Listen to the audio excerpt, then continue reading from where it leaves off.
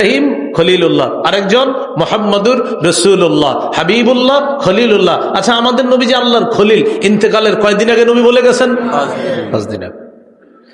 ইব্রাহিম নবীর কাছে যাবে জাতি, যাওয়ার পর বলবে আপনি আল্লাহর খলিল, দুনিয়াতে প্রথম খলিল আপনি, আর পরের খলিল তো মুহাম্মদুর রাসূলুল্লাহ সাল্লাল্লাহু আলাইহি সাল্লাম, যেটা নবী ইন্তেকালের 5 দিন আগে বলে গেছে।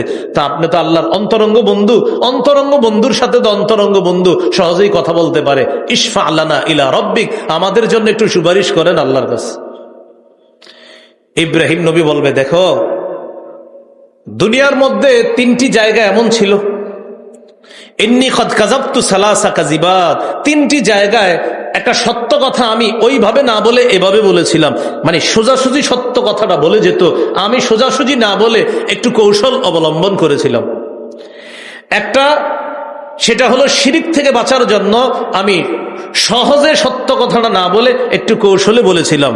2 নাম্বার, আমি জাতির জুলুম থেকে বাঁচার জন্য সরাসরি সত্য না বলে একটু কৌশলের আশ্রয় নিয়ে সত্য বলেছিলাম। 3 নাম্বার, আমার বিবিকে মিশরের জালেম বাদশাহ সিনান ইবনে ইলওয়ান তার কুচরিত্র থেকে আমার স্ত্রীর সতীত্ব হেফাজতের জন্য আমি ডাইরেক্ট একটা সত্য না বলে কৌশলে সত্যটা বলেছিলাম। 3টা কথাই সত্য।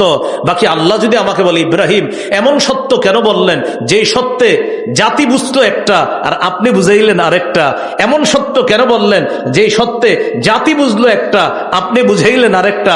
3 নাম্বার, ওই বাদশাহ জালেমের সামনে এমন সত্য আপনি বললেন যে সত্যে আপনার উদ্দেশ্য একটা কিন্তু বাদশাহ বুঝেছে আরেকটা। সারা পৃথিবীর ওলামায়ে কেরাম একমত, ইব্রাহিম নবীর 3টা কথাই সঠিক, সত্য, কোনো সন্দেহ নাই। বাকি নবী হিসাবে তিনি পেরেশান থাকবে কিয়ামতের মাঠে। আল্লাহ যদি বলে এমন কৌশল কেন করলেন যে কৌশলে আপনার উদ্দেশ্য একটা আর জাতি বুঝেছে আরেকটা, জানি না আল্লাহ বলবে কিনা। যদি বলে ফেলে, নফসি নফসি, আমি আমার পরিত্রাণ চাই, তোমরা এক কাজ করো, মুসা নবীর কাছে যাও, তিনি তো আল্লাহর সাথে কথা বলতেন দুনিয়াতে, আজকে তোমাদের পক্ষে কথা বলবে। সব মানুষগুলা মুসা নবীর কাছে যাবে, যাওয়ার পর বলবে ইস্তাফাক আল্লাহু বিরিসালাতিহি ওয়া বিকালামিহি, আল্লাহ আপনাকে রিসালাত দিয়েছে, রসুল বানিয়েছে, আবার আল্লাহ আপনার সাথে কথা বলার জন্য দুনিয়াতে আপনাকে চয়ন করেছে, নির্বাচন করেছেন। আল্লাহ আপনার কথা শুনতেন, আপনি আল্লাহর কথা শুনতেন। সুবহানাল্লাহ। মুসা আলাইহিস সালাতু ওয়াস সালাম আল্লাহর সাথে কথা বলতেন, আল্লাহ প্রশ্ন করতেন একটা, মুসা নবী জবাব দিয়ে আবার একটু বেশি বলতেন আল্লাহর সাথে, যেন কথাটা লম্বা হয়। কারণ রবের সাথে কথা, ভালোবাসার, যিনি আমি যাকে ভালোবাসি তার সাথে আমার আলোচনা চলতেছে, এটা যেন সহজে না শেষ হয়। তাই মুসা নবী আল্লাহর প্রশ্নের জবাবে একটু বেশি বলতেন, কেন? যাতে আল্লাহর সাথে কথাটা লম্বা হয়েছে। আল্লাহ বললেন ওমা তিলকা বিয়ামিনিকা ইয়া মুসা, মুসা আপনার ডান হাতে কি? তো জবাব দিলে হয়ে যায় হিয়া আসয়, এটা লাঠি, ডান হাতে একটা লাঠি। তো আল্লাহ জিজ্ঞাসা করছে আপনার ডান হাতে কি? উত্তর কি হবে? লাঠি। মুসা নবী বললেন আতাওয়াক্কাউ আলাইহা, আল্লাহ এটার উপর আমি ভর দিয়ে চলি। ওয়া আহুশু বিহা আলা গানামি, আমি গাছের পাতা বেড়ে আমার মেষগুলাকে আমি খাওয়াই। ওয়ালিয়া ফিহা মাআরিব উখরা, আল্লাহ আরো অনেক কাজ আছে আমার এটা দিয়ে। আল্লাহ প্রশ্ন করছে আপনার ডান হাতে কি? লাঠি। জবাব দিলেন কি? আপনার ডান হাতে কি? জবাব শুধু কি ছিল? লাঠি। মুসা নবী বললেন আল্লাহ এটা লাঠি, এটা দিয়ে আমি ভর দিয়ে চলি, গাছের পাতা পায়রা খাওয়াই। মানে মুসা নবীর উদ্দেশ্য আল্লাহর সাথে আলোচনাটা একটু লম্বা হোক। সুবহানাল্লাহ। সেই মুসা নবীকে জাতি বলবে কিয়ামতের মাঠে, মুসা আপনি আল্লাহর সাথে কথা বলতেন, আজকে একটু কথা বলেন না। ইশফা লানা ইলা রব্বিক, আমাদের জন্য রবের কাছে সুপারিশ করেন। মুসা নবী বলবে একটা বিষয় নিয়ে পেরেশান আমি। মুসা নবীর বয়স যখন 24 বা 25 বছর, একজন উনি একটা ঘুষি মারছে, মরে গেছে। এই কথাটা দুনিয়াতে আল্লাহ সমাধান করে দিয়েছে। সমাধানের কথাটা 20 পারার 6 নম্বর পৃষ্ঠা আছে। ফাওয়াকাযাহু মুসা ফাকাদা আলাইহি, মুসা নবী একজনকে একটা ঘুষি মারছে, লোকটা মারা গেছে। ক্বালা হাযা মিন আমালিশ শাইতান, মুসা নবী বললেন এটা হলো শয়তানের কাজ। ইন্নাহু আদুউম মুদিল্লুম মুবিন, মুসা নবী বললেন আল্লাহ শয়তান আদুউন, শত্রু, মুদিল্লুন, পথভ্রষ্টকারী, মুবিন স্পষ্ট, শয়তান শত্রু স্পষ্ট পথভ্রষ্টকারী। আল্লাহ আমি এটা কি করে ফেললাম? 24-25 বছর বয়স অথবা একটু কম বেশি হবে, তখনও তার নবুয়ত প্রকাশ ঘটে নাই মুসা নবীর। তো মুসা নবী বললেন ইন্নী যালামতু নাফসি, আল্লাহ আমি নিজের উপর জুলুম করেছি, ফাগফিরলি আমারে ক্ষমা করে দেন। আল্লাহ কোরআনে কি বলছে জানেন? ফাগফার আল্লাহ, আল্লাহ সাথে সাথে ক্ষমা করে দিস। তো বিষয়টা তো দুনিয়াতেই ক্লোজ, মীমাংসা হয়ে গেছে। তো মুসা নবী কিয়ামতের মাঠে পেরেশান, আল্লাহ তো মাফ করে দিছে, যদি আজকে আবার কথাটা উঠাইয়া দেয়। নফসি নফসি, আমি আমার পরিত্রাণ চাই, তোমরা ঈসা নবীর কাছে যাও। ঈসা আলাইহিস সালামকে আল্লাহ বাবা ছাড়া মায়ের পেট থেকে দুনিয়াতে আনছেন, অসাধারণ কুদরত আল্লাহ দুনিয়াতে প্রকাশ করেছে মানুষের সামনে, তোমরা তার কাছে যাও। ঈসা নবীর আম্মা মারিয়াম, মারিয়ামের কাছে একদিন একজন আসছে, মানুষের রূপ ধারণ করে আসছে। 16 পারার 5 নম্বর পৃষ্ঠায় সূরা মারিয়ামে আলোচনা আছে। ফাতামাসসালা লাহা বাশারান সাওয়িয়া, একটা মানুষের রূপ ধারণ করে আসছে মারিয়ামের সামনে একজন। মারিয়াম এই মানুষটাকে দেইখা বললেন, ক্বালাত ইন্নী আউযু বিররহমানি মিনকা ইন কুনতা তাকিয়া, তুমি যদি আল্লাহকে ভয় করো, আমার সামনে থেকে তুমি দূর হও, আমি রহমানের আশ্রয় চাইতেছি তোমার থেকে, দেখো তুমি এখান থেকে সরে যাও, আমি একজন পর্দানিশীন নারী, আমার সামনে এরকম একজন অচেনা পুরুষ থাকাটা উচিত না।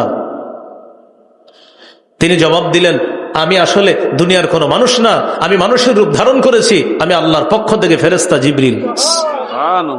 তোমার একটা সন্তান হবে, পুত্র পবিত্র সন্তান, এটা বলার জন্য আসছি। লি আহা বালাকি গুলামান জাকিয়া। মারিয়াম বললেন, আমার সন্তান হবে কেমনে?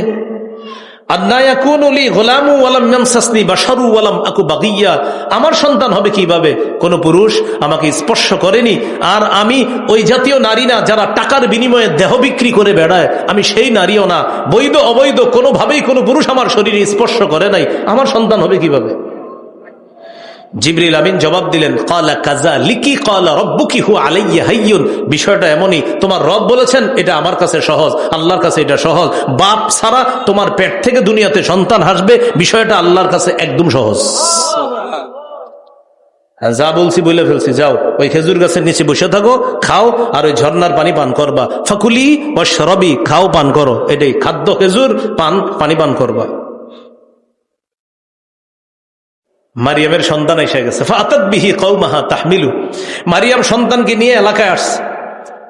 আল্লাহ আগে থেকে বলে দিয়েছে, ইম্মা তারাইন্না মিনাল বাশারি আহাদা, মারিয়াম তুমি যদি কোনো মানুষকে দেখো, ফাকুলি ইন্নী নাযারতু লিররহমানি সাওমা, তুমি বলবা আমি রহমানের জন্য কথা না বলার মানত করেছি। ফালান উকাল্লিমাল ইয়াউমা ইনসিয়া, আজ আমি কারোর সাথে কিছুতেই কথা বলবো না, তোমারে মানুষ ডিস্টার্ব করবে, তুমি বলে দিবা আমি কারোর সাথে কথা বলবো না, এটা বলে দিবা। মারিয়াম সন্তানকে নিয়ে এলাকায় গেছে, জনগণ তার সামনে এসে বলতেছে, ছি ছি মারিয়াম, লাকাদ জিতি শাইআন ফারিয়া, তুমি এরকম একটা কাজ কিভাবে করতে পারলা, ছি খারাপ কাজ কেমনে করলা, আইসা বলতেছে। সন্তান দেখছে, সাথে সাথে কি বলতেছে দেখেন, ইয়া উখতা হারুন মা কানা আবুকি ইমরা সাউই ওয়া মা কানাত উম্মুকি বাগিয়া, হে হারুনের বোন মারিয়াম, মা কানা আবুকি ইমরা সাউইন, তোমার বাবা খারাপ মানুষ ছিলেন না, ওয়া মা কানাত উম্মুকি বাগিয়া, তোমার মাও ওই নারী ছিলেন না যেই নারীরা টাকার বিনিময়ে দেহ বিক্রি করে বেড়ায়, তোমার মাও তেমন ছিলেন না। এর মানে তোমার বাবাও ভালো, তোমার মাও ভালো, তুমি কিভাবে এমন হইলা? এসে বলতেছে, মারিয়াম তোমার আব্বা ভালো, তোমার আম্মা ভালো, তুমি এমন কিভাবে হইলা? মারিয়ামের আল্লাহর পক্ষ থেকে কথা বলা নিষেধ, মারিয়াম কিছু বলে না। হঠাৎ যখন তাদের ডিস্টার্ব বাইরে গেছে, ফাশারাত ইলাইহি, দুধের শিশু ঈসা নবীর দিকে মারিয়াম ইশারা করে দিলেন, যা কথা বলার তার সাথে বলো। তারা বলল, ক্বালু কাইফা নুকাল্লিমু মান কানা ফিল মাহদি সাবিয়্যা, কোলের শিশুর সাথে আমরা কিভাবে কথা বলবো? যেই মাত্র এটা বলছে, ঈসা নবীর সাথে সাথে কথা বলা শুরু করে দিয়েছে। ক্বালা ইন্নী আবদুল্লাহ, ঈসা নবী বললেন, এই আমি আল্লাহর বান্দা, আতানিয়াল কিতাবা, আল্লাহ আমাকে কিতাব দিয়েছেন। ওয়াজআলানি নাবিয়্যা, এই শোনো, আল্লাহ আমাকে নবী বানায়াছেন। ওয়াজআলানি মুবারাকান আইনামা কুনতু, আমি যেখানেই থাকি আমাকে বরকত আর বরকতপূর্ণ আল্লাহ বানিয়েছেন। ওয়াউসানি বিসসালাতি ওয়াজ যাকাহ মা দুমতু হাইয়্যা, যতদিন আমি জীবিত আছি আমাকে আল্লাহ আদেশ করেছেন নামাজ যাকাত প্রতিষ্ঠিত করার জন্য।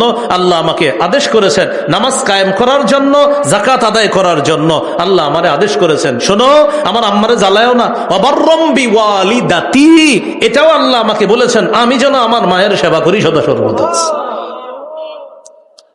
আমার মায়ের আনুগত্যশীল হয়ে যেন। এটা বইলা বাস ঈসা নবী আবার শিশু মানুষ, কথাবার্তা বলা শেষ তাদের সাথে।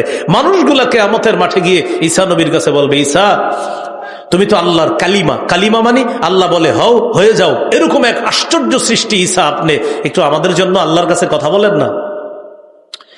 ঈসা নবী তাদেরকে কিছু বলবে না। অন্যান্য নবীরা বলছে না এই কারণে আমি সুপারিশ করব না।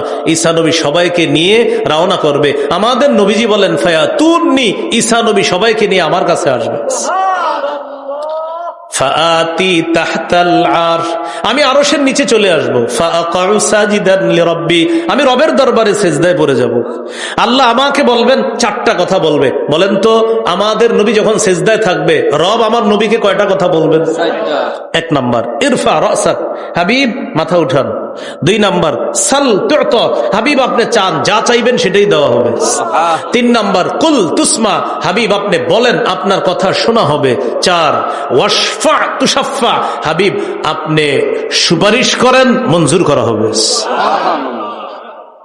কয়টা কথা বলছে?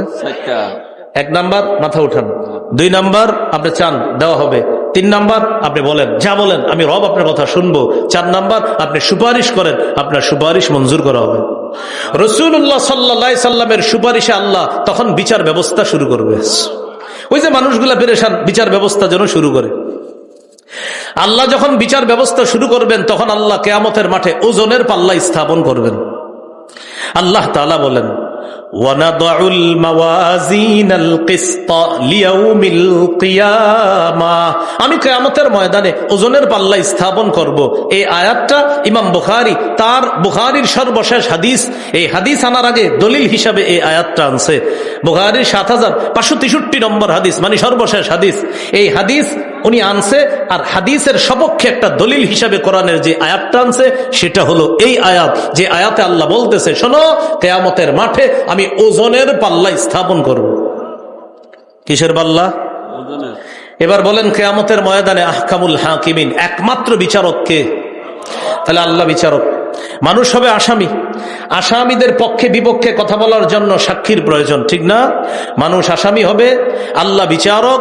এই আসামিদের পক্ষে বিপক্ষে সাক্ষী হিসাবে সেদিন কিয়ামতের ময়দানে চার সাক্ষী। বলেন কিয়ামতের ময়দানে কয় সাক্ষী? চার সাক্ষী।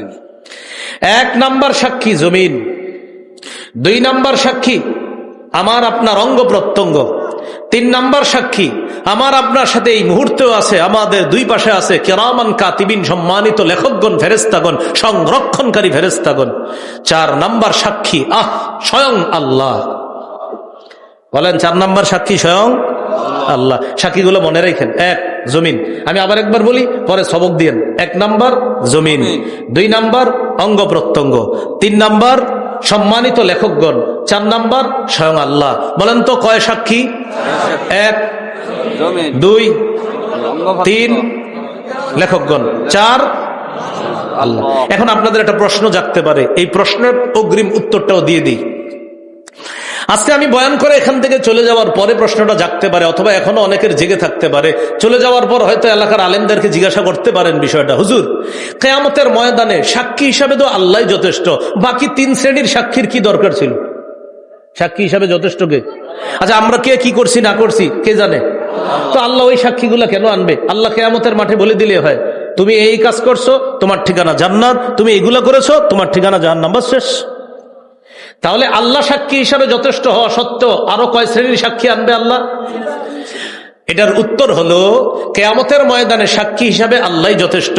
অন্য 3 শ্রেণীর সাক্ষী এজন্য আনবে, আল্লাহ ওই সাক্ষীগুলা এনে বান্দাকে যদি জাহান্নামেও দেয়, আল্লাহ জাহান্নামে দেওয়ার আগে তারে প্রমাণ করায় দিবে, বান্দা আমি আল্লাহ তোমার উপরে একটু জুলুম করি নাই, এটা বুঝানোর জন্য ওই সাক্ষীগুলা আনছি, যেন তোমার অন্তরে এই কথা বদ্ধমূল হয় যে আমি জাহান্নামে গেল, রব আমার উপর জুলুম করে নাই, বরং আমি যেই অপরাধ করেছি সাক্ষী তো আরো আছে, এরাই তো প্রমাণ করে যে আমি যে অপরাধী। আল্লাহ যে জুলুম করেন না এটা প্রমাণ করার জন্য বাকি 3 শ্রেণীর সাক্ষী আনবে। বলেন, যে জাহান্নামে যাবে তার উপর আল্লাহ কি করেন না? ওরে প্রমাণ করাবে আল্লাহ। মানে আল্লাহ তো এটার মুখাপেক্ষী না, এরপরও ওরে যেন আল্লাহ ও যেন বুঝতে পারে যে বান্দা আমি রব কিন্তু তোমার উপর জুলুম করি নাই। 1 নাম্বার সাক্ষী জমিন। প্রায় সময় দেখবেন ওলামায়ে কেরাম বা আপনাদের ইমাম সাহেবরাও মাগরিবের নামাজে একটা সূরা পড়ে, সূরাতুল জিলজাল, ইযা জুলজিলাতিল আরদু জিলজালাহা। এই সূরার 4 নাম্বার আয়াতে আছে ইয়াউমা ইযিন তুহাদ্দিসু আখবারাহা। সেদিন কিয়ামতের ময়দানে জমিন তার বৃত্তান্ত সব আল্লাহর কাছে বর্ণনা করে দিবে। এই আয়াতের ব্যাখ্যা আসছে, জমিন কিয়ামতের ময়দানে আল্লাহর সামনে সেদিন সাক্ষী দিয়ে বলবে, আল্লাহ এই ব্যক্তি আমি জমিনের উপর অমুক সময় অমুক দিনে ওই মুহূর্তে এই নাফরমানি করেছে, আমি জমিন সাক্ষী দিলাম, তুমি বিচার করো। আজকে এখন থেকে জমিনটার দিকে প্রতিদিন তাকাইবেন, হাঁটার সময়, বসার সময়, শোয়ার সময়, যে এই জমিন আমার বিরুদ্ধে সাক্ষী হতে পারে, এটা যেন না হয়। 2 নাম্বার সাক্ষী আমার আপনার অঙ্গ প্রত্যঙ্গ। অঙ্গ প্রত্যঙ্গের মধ্যে জিহ্বা আছে, চোখ আছে, কান আছে, হাত আছে, পা আছে, আবার দেখেন এই শরীরে চামড়া আছে না? 18 পারা 11 নাম্বার পৃষ্ঠা সূরা নূরের এক আয়াতে আল্লাহ বলেন, ইয়াউমা তাশহাদু আলাইহিম আলসিনাতুহুম ওয়া আইদিহিম ওয়া আরজুলুহুম বিমা কানু ইয়ামালুন। সেদিন তাদের বিরুদ্ধে সাক্ষী দিবে তাদের জিহ্বা, ওয়া আইদিহিম তাদের হাত, ওয়া আরজুলুহুম তাদের পা।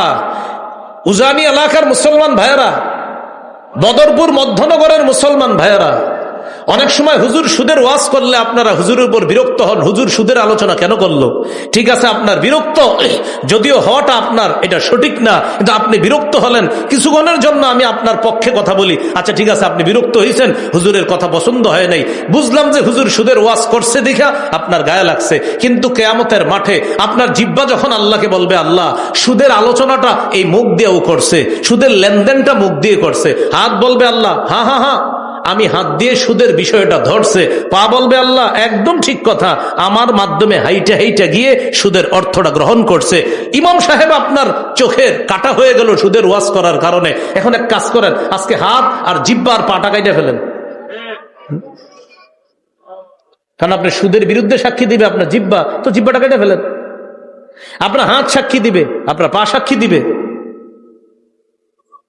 তাহলে বলেন তো, আপনার শত্রু কি দূরে না আপনার শরীরে আছে? শরীরে। আপনার বিরুদ্ধে যে সাক্ষী দিবে সে তো আপনার শরীরে আছে। এখন ঘটনা কি ঘটবে জানেন? মাঝে মাঝে মুখ দিয়ে যখন কথা বলবে না ওই বান্দা, তখন আল্লাহরে বলবে, অনেক সময় জিহ্বা তো মনে করেন সাক্ষী দিবে, এটা একটা। বান্দারে যখন আল্লাহ জিজ্ঞাসা করে, বান্দা তুমি কি এগুলা করছো, তখন বান্দা মিথ্যা কথাও বলতে পারে, আল্লাহ আমি করি নাই। যেই মাত্র বলবে করি নাই, সাথে সাথে আল্লাহ তার মুখের মধ্যে একটা মোহর মাইরা দিবে। এটা সূরা ইয়াসিনে আছে, আল-ইয়াউমা নাখতিমু আলা আফওয়াহিহিম, আজকে তাদের মুখে মোহর মেরে দিব। ওয়া তুকাল্লিমুনা আইদিহিম, হাত কথা বলবে। ওয়া তাশহাদু আরজুলুহুম, পা সাক্ষী দিবে। তাহলে জিহ্বার কথা গেল, হাতের কথা গেল, পায়ের কথা গেল। এবার দেখেন কান, চোখ। 24 পারা 17-18 নম্বর পৃষ্ঠা সূরা হামিম আস-সাজদা 20-21 নম্বর আয়াতে আল্লাহ বলেন, হাত্তা ইযা মা জাউহা শাহিদা আলাইহিম সামউহুম ওয়া আবসারুহুম ওয়া জুলুদুহুম বিমা কানু ইয়ামালুন। সেদিন তাদের বিরুদ্ধে সাক্ষী দিবে তাদের কান, তাদের চোখ, তাদের চামড়া তাদের বিরুদ্ধে সাক্ষী দিবে, চামড়া চামড়া। ওয়াকালু লিজুলুদিহিম লিমা শাহিদতুম আলাইনা মানুষগুলা বলবে চামড়া তুই কেন সাক্ষী দিলি? কান সাক্ষী দিল, চোখ সাক্ষী দিল, জবান সাক্ষী দিল, হাত সাক্ষী দিল, পা সাক্ষী দিল, সব বুঝলাম। ও চামড়া তুইও কিভাবে সাক্ষী দিলি? তুইও কি কথা বলতে পারস কিনা? কিরে চামড়া তুইও কথা বলতে পারস? চামড়ারে বলবে মানুষ। চামড়া কথা বলা শুরু করবে। চামড়া বলবে এই শোনো, যে আল্লাহ চাইলে সবকিছুরে কথা বলাইতে পারে সেই আল্লাহ আজকে আমি চামড়াকেও কথা বলার যোগ্যতা দিছে, তাই তোমার বিরুদ্ধে আমি সাক্ষী দিতেছি। বলেন আমার আপনার বিরুদ্ধে যদি শত্রু যে কিয়ামতের মাঠে যে সাক্ষী দিবে, দূরে না শরীরে আছে? তো এখন একটু কিছুক্ষণের জন্য একটু ধরে নেন কথাটা, যে আজকে হুজুর কোন হুজুর যদি আজকের মাহফিলে বসে সুদের ওয়াজ করে, আপনি চিন্তা গেলেন হুজুর এত কষ্ট করে দাওয়াত দিয়ে আনছি এলাকায় সুদের ওয়াজ করার জন্য, আচ্ছা ঠিক আছে হুজুরে আমরা বইলা দিব, হুজুর আপনি সুদের ওয়াজ করেন না, করলো না হুজুরে, আপনার হাতের কি হবে সেটা বলেন? আপনার জিহ্বার কি হবে? আপনার চোখের কি হবে? আপনার পায়ের কি হবে? আপনার পা তো আপনার বিরুদ্ধে বলে দিবে, আপনার হাত তো আপনার বিরুদ্ধে বলে দিবে, আপনার জবান বলে দিবে, আপনার চোখ বলে দিবে। তাহলে বাঁচার রাস্তা নাই। তাহলে বলেন 1 নাম্বার সাক্ষী জমিন, 1 নাম্বার সাক্ষী জমিন, 2 নাম্বার সাক্ষী অঙ্গ প্রত্যঙ্গ। প্রত্যেক দিন এই অঙ্গ প্রত্যঙ্গের দিকে একটু তাকাইবেন। আল্লাহ আমাদেরকে হেফাজত করেন, আমিন। قال رسول الله صلى الله عليه وسلم المسلم من سلم المسلمون من لسانه ويده। রাসূলুল্লাহ সাল্লাল্লাহু আলাইহি সাল্লাম বলেন, যার হাতের এবং জবানের কষ্ট দেওয়া থেকে অন্য মুসলমান নিরাপদ থাকে, আমি নবী ঘোষণা করলাম সেই খাঁটি প্রকৃত মুসলমান। আমার আপনার জবান হাত দিয়ে যেন কাউকে কষ্ট না দিই। রয়ে গেল অন্যান্য অঙ্গ প্রত্যঙ্গ। রাসূলুল্লাহ সাল্লাল্লাহু আলাইহি সাল্লাম বলেন, ইজমানু লি সিত্তাম মিন আনফুসিকুম। নবীজি বলেন, তোমরা আমাকে 6টি জিনিসের নিশ্চয়তা দিয়ে দাও। আজমান লাকুমুল জান্নাহ, আমি তোমাদেরকে জান্নাতে নেওয়ার জিম্মাদার হয়ে যাব। বলেন আমরা নবীরে কয় জিনিসের জিম্মাদারি নিশ্চয়তা দিতে হবে? নবী আমাদেরকে জান্নাতে নেওয়ার জিম্মাদার হবে যদি আমরা কয়টা বিষয়ের নিশ্চয়তা দিতে পারি? 1 নাম্বার উসদুকু ইদা হাদ্দাসতুম, যখন কথা বলবা সত্য কথা বলবা, যখন কথা বলবা সত্য কথা বলবা। 2 নাম্বার ওয়াউফু ইজা ওয়াআদতুম, যখন ওয়াদা করবা ওয়াদাটা পুরা করবা। 3 নাম্বার ওয়াআদ্দু ইজা আতুমিনতুম, যখন আমানত রাখা হবে আমানত আদায় করবা, পুরা করবা। 4 নাম্বার ওয়াগুদ্দু আবসারাকুম, নজর নিচে রাখবা। 5 নাম্বার ওয়াহফাজু ফুরুজাকুম, লজ্জাস্থান হেফাজত করবা। 6 নাম্বার ওয়াকুফু আইদিয়াকুম, তোমাদের হাতগুলা কাউকে কষ্ট দেওয়া থেকে হেফাজত করবা। বলেন তো কয় জিনিসের নিশ্চয়তা দিতে হবে? 1 নাম্বার সত্য কথা বলবা, 2 নাম্বার ওয়াদা পুরা করবা, 3 নাম্বার আমানত যতভাবে আদায় করবা, 4 নাম্বার নজর নিচে রাখবা, 5 নাম্বার লজ্জাস্থান হেফাজত করবা, 6 নাম্বার এই হাতগুলা দিয়ে কাউকে কষ্ট দিবা না। আমি নবী তোমাদেরকে জান্নাতে নেওয়ার জিম্মাদার হব। আল্লাহ আমাকে আপনাকে এই অঙ্গগুলা যেন আমাদের পক্ষে কিয়ামতের মাঠে কাজে লাগাতে পারি, আল্লাহ তৌফিক দান করেন। এই যে এগুলা দিয়ে যদি গুনাহ না করি তাহলে নবী আমাদের পক্ষে কথা বলবে, যদি গুনাহ না করি। তাহলে গেল অঙ্গ প্রত্যঙ্গের কথা। 2 নাম্বার সাক্ষী গেল। 3 নাম্বার সাক্ষী কি জানি? সম্মানিত লেখকগণ, আজকে যে সূরাটা তেলাওয়াত করছে এই সূরার 10, 11, 12 নম্বর আয়াতে আছে وَإِنَّ عَلَيْكُمْ لَحَافِظِينَ كِرَامًا كَاتِبِينَ يَعْلَمُونَ مَا تَفْعَلُونَ, নিশ্চয়ই তোমাদের কাছে রয়েছে সংরক্ষণকারী ফেরেশতাগণ। কিরামান কাতিবিন, সম্মানিত লেখকগণ। ইয়ালামুনা মা তাফআলুন, তোমরা যা করো তারা তা জানে। তোমাদের কাছে রয়েছে সম্মানিত লেখকগণ, সংরক্ষণকারী ফেরেশতাগণ, সম্মানিত লেখকগণ, তোমরা যা করো তারা তা জানে। এখন ফেরেশতারা যে আমাদের কর্মকাণ্ড লেখে এই দলিল কোথায় আছে? 25 পারা 14 নম্বর পৃষ্ঠা সূরা যুখরুফের 80 নম্বর আয়াতে আছে, বালা ওয়া রুসুলুনা লাদাইহিম ইয়াকতুবুন, আমার ফেরেশতাগণ তাদের কাছে থাইকা তাদের সমস্ত কর্মকাণ্ডগুলা লিপিবদ্ধ করে ফেলে। এবার সবাই আমরা একসাথে বলি, বলেন ফেরেশতাগণ, সম্মানিত লেখকগণ, সংরক্ষণকারী ফেরেশতাগণ আমাদের কর্মকাণ্ড দেখে, জানে, লেখে। দেখে জানে লেখে। এবার লেখার পর বলেন সবাই, লেখার পর এই লেখাগুলাই কিয়ামতের ময়দানে বই আকারে আল্লাহ উপস্থিত করবে। এই যে ফেরেশতারা যেগুলো লিখতেছে না, এখন ফেরেশতারা সাক্ষী দিবে কিয়ামতের মাঠে, আল্লাহ আমরা তো ওদের এই বিষয়গুলো লিখছিলাম। আল্লাহ ফেরেশতাদেরকে বলবে এভিডেন্স কোথায়, এভিডেন্স দেখাও। দুনিয়াতে আদালতে এভিডেন্স লাগে না, যখন নাকি উকিল সাহেব বিচারকের সামনে যখন আপনার আইনজীবী কথা বলে তখন বিচারক কি বলে, প্রমাণ পেশ করেন। ফেরেশতারা যখন কথা বলবে আল্লাহ বলবে ফেরেশতারা প্রমাণ দেখাও। তখন ফেরেশতারা বলবে আল্লাহ আমরা যে লিখছি এটা ওর গলার মধ্যে তো আপনি ঝুলায় রাখছেন আল্লাহ, ওখানে দেখেন সব লেখা আছে। 15 পারা 2 নম্বর পৃষ্ঠা আল্লাহ বলেন ওয়ানুখরিজু লাহু ইয়াউমাল কিয়ামাতি কিতাবান ইয়ালকাহু মানশুরা, সেদিন তার আমলনামাটা আমি খাতা হিসাবে বের করব আর সে তার আমলনামাটাকে খোলা দেখতে পাবে। বলেন আমলনামা বই হিসাবে বের করবে কে? আল্লাহ। আর সেটাকে আবার বান্দা দেখবে খোলা খোলা। এবার আল্লাহ বলবে বান্দা চিনো, এটা চিনো, ইকরা কিতাবাক, একটু পড়ো তো। কাফা বিনাফসিকাল ইয়াউমা আলাইকা হাসিবা, হিসাবের জন্য আজকে তুমি যথেষ্ট। বান্দা পড়বে, কোন কোন বান্দা এরকম বড় বড় চোখ করবে। 15 পারার 18 নম্বর পৃষ্ঠা আছে ওয়া তারাল মুজরিমিনা মুশফিকিনা মিম্মা ফিহি, নবী আপনি অপরাধীদেরকে সেদিন দেখবেন বড় বড় চোখ করে আমলনামার দিকে তাকায় রয়েছে আর আফসোস করে বলবে ইয়া ওয়াইলাতানা মা লিহাযাল কিতাব লা ইউগাদিরু সগীরাতাও ওয়ালা কাবীরাতান ইল্লা আহসাহা, এটা কেমন আমলনামা, ছোট বড় কিচ্ছু ছাড়ে নাই, আড়ালে আবডালে আলোতে আধারে প্রকাশ্যে অন্ধকারে সব দেখিয়ে আমলনামায় লেখা, যা করছি সব লেখা। এ হলো আমলনামা। ফেরেশতারা সাক্ষী দিবে, আল্লাহ বলবে এভিডেন্স তো, এভিডেন্স এভিডেন্স, ফেরেশতারা এভিডেন্সও পেশ করবে। এ হলো 3 নম্বর সাক্ষী। কির মাধ্যমে বান্দারে আল্লাহ বুঝাবে বান্দা আমি কিন্তু তোমার উপর জুলুম করিনি, তোমার বিরুদ্ধে সাক্ষী দিছে জমিন, তোমার বিরুদ্ধে সাক্ষী দিছো তুমি, তুমি মানে তোমার অঙ্গ প্রত্যঙ্গ, তোমার বিরুদ্ধে সাক্ষী দিছে তোমার সংরক্ষণকারী ফেরেশতাগণ। বান্দা সাক্ষী হিসাবে আমি আল্লাহ যথেষ্ট ছিলাম। আল্লাহ কোরআনে বলেন ওয়াকাফা বিল্লাহি শাহীদা, সাক্ষী হিসাবে আল্লাহ যথেষ্ট। তো আল্লাহ বলেন আমি যথেষ্ট, বাকি ওই সাক্ষীগুলো আনলাম কেন জানো, ফালা তুজলামু নাফসুন শাইআ, আমি কোরআনে বলে দিয়েছি সেদিন কোন বান্দার উপর কিঞ্চিত পরিমাণ জুলুম করা হবে না। আমি যে তোমার উপর জুলুম করি নাই সেটা আমি আজকে তোমার সামনে প্রমাণ করলাম। এবার আমলনামা আল্লাহ পাক রব্বুল আলামিন ওজন করবে, ওজনের পাল্লায় আমলনামা দেওয়া হবে, এটা একটা ব্যাখ্যা।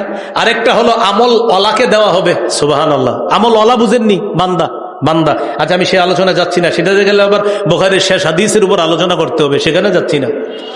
আমল নামাটা মনে করেন পাল্লায় ওজন করা, আমল ওজন করার পর যার নেকির পাল্লা ভারী হবে তার আমল নামা দেওয়া হবে ডান হাতে, যার বদির পাল্লা ভারী হবে তার আমল নামা দেওয়া হবে বাম হাতে। আল্লাহ তাআলা বলেন আমল নামা যার ডান হাতে হবে সে গিয়ে অন্যান্যদেরকে বলবে এই দেখো ইকরাউ কিতাবিয়া, আমার আমল নামাটা পড়া দেখো আমি পাশ করছি। সুবহানাল্লাহ, হ্যাঁ দেখায় না, এই এসএসসি এইচএসসি তে পাশ করে বাবারে ফুফুরে খালারে মিষ্টি নিয়ে খালা দেখেন আমি পাশ করছি, মোবাইলে রেজাল্টটা দেখে আম্মারে দৌড়াই দিয়ে বলে আম্মা এই যে আমার রেজাল্ট গোল্ডেন পাইছে আপনি দেখেন আম্মা, ঠিক না গিয়ে বলে না? কিয়ামতের মাঠে বান্দা আমলনামা ডান হাতে পেয়ে অন্যদেরকে খুশিতে বলবে ইকরাউ কিতাবিয়া, এই আমার আমলনামা পড়ো না তোমরা, আমি জান্নাতের পাশ পেয়েছি। সুবহানাল্লাহ। আল্লাহ পাক রব্বুল আলামিন বলেন এই বান্দা জান্নাতে থাকবে, উঁচু জান্নাতে, অনেক উঁচু জান্নাতে থাকবে, এর মানে সুউচ্চ প্রাসাদের মধ্যে থাকবে। কুতুফুহা দানিয়া, এই জান্নাতের ফলগুলার ছড়িগুলা তার মুখের কাছে থাকবে, দানিয়া মুখের কাছে থাকবে, সেই ফল সে খাবে। আল্লাহ বলেন কুলু, বলা হবে সেদিন খাও, ওয়াশরাবু পান করো, হানিআন যেভাবে মন চায়, যখন মন চায়, যতটুকু মন চায়। সবাই একসাথে বলি না, একটু বলেন, বলেন খাও পান করো যেভাবে মন চায়, যখন মন চায়, যতটুকু মন চায়, যতক্ষণ মন চায়, যতক্ষণ মন চায়। খাও খাও, ইচ্ছা মতো খাইতে থাকো তুমি। কেন বান্দা জানো? বিমা আস্তাফতুম ফিল আইয়ামিল খালিয়া, দুনিয়াতে যে ভালো কাজ করছো না এই জন্য আমি আল্লাহ তোমারে এত ভালো অবস্থা রাখছি। আর যার আমলনামা বাম হাতে দেওয়া হবে ওই ব্যক্তির ব্যাপারে ফেরেশতাদেরকে আল্লাহ বলবে খুজু, এটারে ধরো, ফাগুল্লুহু বেরি পড়াও, সুম্মাল জাহিমা সাল্লু, জাহান্নামের কিনারা নিয়ে ধাক্কা মাইরা গর্তে ফেলা দাও।